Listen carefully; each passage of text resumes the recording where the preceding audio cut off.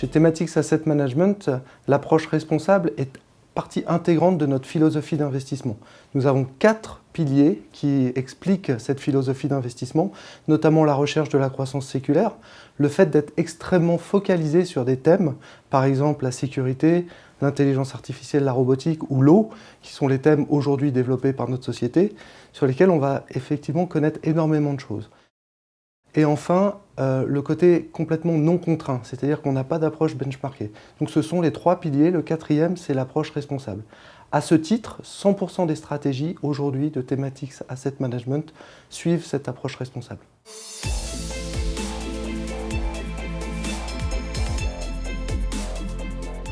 L'investissement responsable faisant pleinement partie de la philosophie d'investissement de Thematics, les considérations liées à cet investissement responsable sont intégrées dans l'ensemble des étapes de notre processus d'investissement.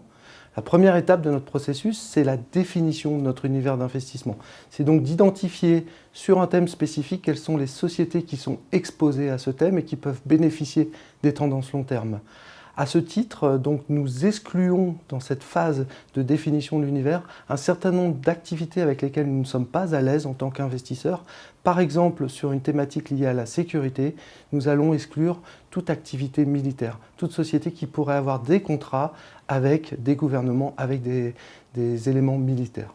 Deuxième étape de notre processus d'investissement, la sélection des titres.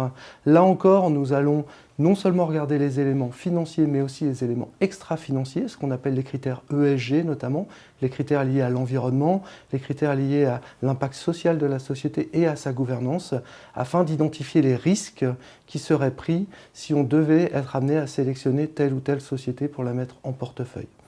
Enfin, dernière étape de notre processus d'investissement, l'étape d'action, comme nous l'appelons. C'est une étape où nous allouons le capital aux différentes sociétés que nous avons sélectionnées. Là encore, les risques ESG que nous avons identifiés vont nous permettre de calibrer plus ou moins d'exposition à des sociétés que nous aurons sélectionnées. Et enfin, d'ailleurs, dans cette dernière étape d'action, nous exercerons aussi les droits de vote qui sont attachés aux actions que nous détenons dans les portefeuilles. Et donc, à ce titre, nous serons des investisseurs actifs.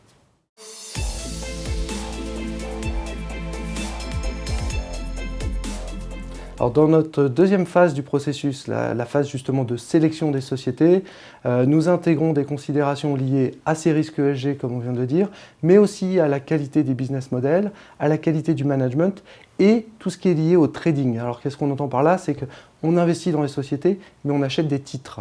Donc, ces titres peuvent avoir des risques propres, comme par exemple de certaines volatilités, certains endroits où ils vont être cotés en bourse. Donc, on intègre tout ça. On le met en regard finalement du potentiel d'appréciation qu'on a identifié dans le travail aussi de valorisation qu'on effectue et on va décider sur la base de ces 2 éléments, le risque et le potentiel d'appréciation, si on met un titre en portefeuille ou pas.